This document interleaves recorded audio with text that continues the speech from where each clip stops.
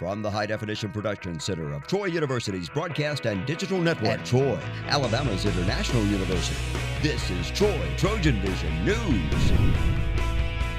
Hello and welcome to Troy TrojanVision News for February 26, 2018. I'm Chelsea Law. And I'm Nathaniel Rodriguez. Thank you for joining us this evening. Troy University's fraternities and sororities celebrated Black History Month with a little friendly competition Friday night. Lydia Williams has the story. On Friday night, Troy MPHC held their annual Black History Step Show in Crosby Theater, including the following participants: Omega Psi Phi, Alpha Phi Alpha, Alpha Kappa Alpha, Sigma Gamma Rho, Phi Mu, 80 Pi, and Alpha Gamma Delta to show the importance of Black history and culture through stepping. With it being Black History Month, MPHC or an organization, they take it over every year, and it's just to shed some light on the Black history and some of the accomplishments that African American people have made throughout the years.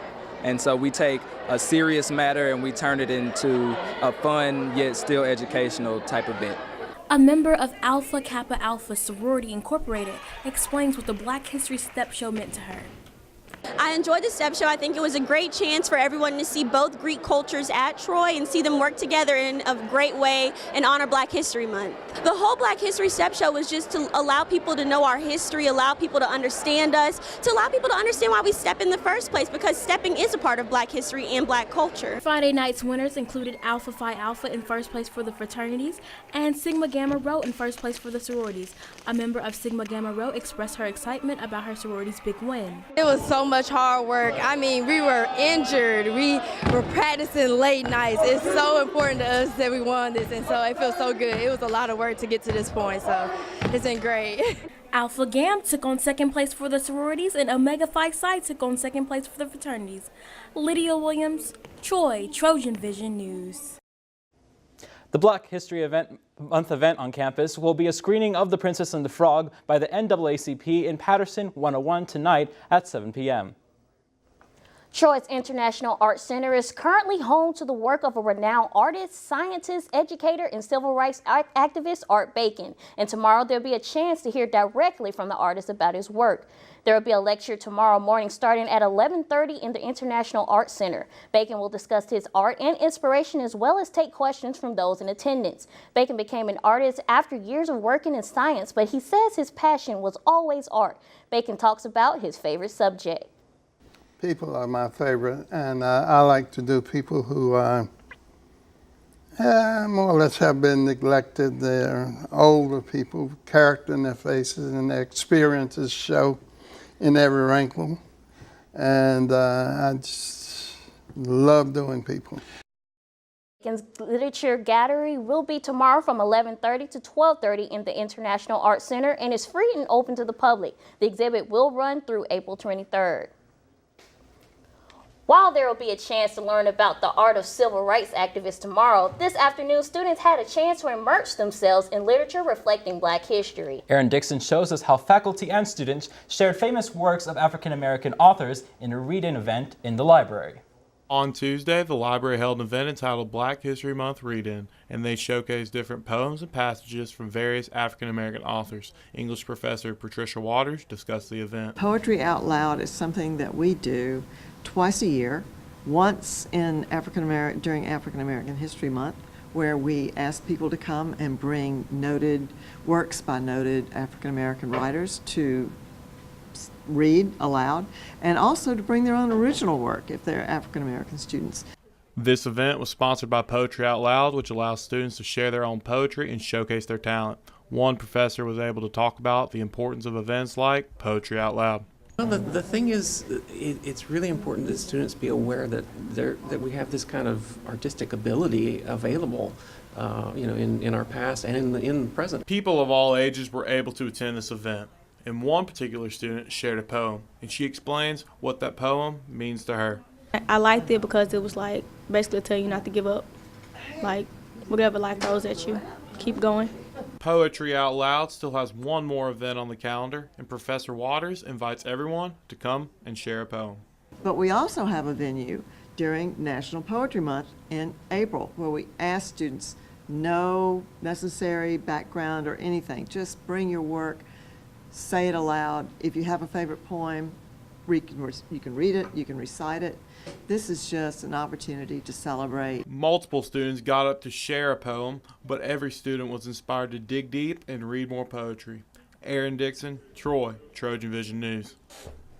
There will be a chance for students to enjoy a little more poetry this Wednesday as the University Activities Council welcomes poet Ed Mabry to campus. The event will be at 7 p.m. in Claudia Crosby Theater.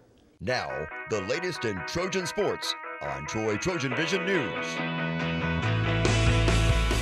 Good evening and welcome to your Trojan Vision Sports. I'm Brianna Jones.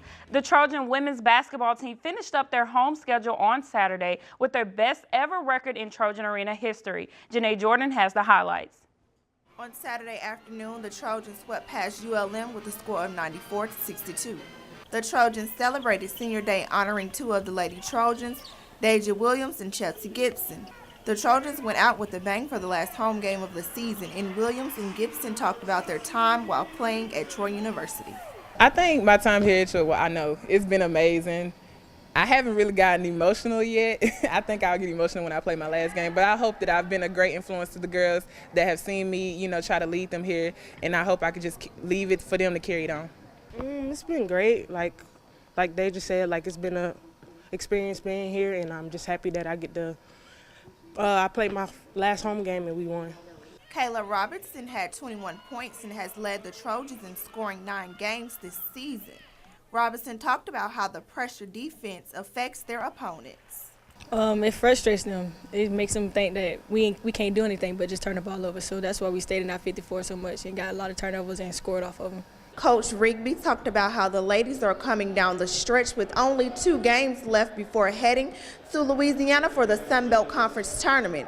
The ladies are looking to improve on all aspects of the game before heading down to the conference. So tonight we did a little better. We put them on 20. We put them on the line 20 times, but it's better. But that's just one example of we are continuing to set goals and reach those goals. So again, our overall goal to be the most improved team by the time we get to the tournament. Troy will finish the regular season next week on the road at Georgia State on Thursday and Georgia Southern on Saturday. The Sun Belt Conference Tournament is set to begin on March 6th in New Orleans. Janae Jordan, Troy, TrojanVision Sports. Up next, the Trojans will travel to Atlanta to take on Georgia State Thursday night. They will wrap up the regular season against Georgia Southern on Saturday. As for the men, they wrapped up their home schedule as well with a historical final game in Trojan Arena for one senior.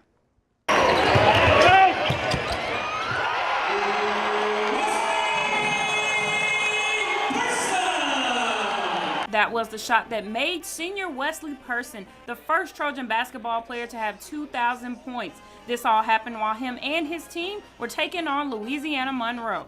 If we take a trip down memory lane when it comes to Person, not only did he break the record for most threes in Sun Belt history, he also broke the Troy scoring record. And when asked how he felt about this new accomplishment, he said this. It just felt good. Just to have a coach that believes in you.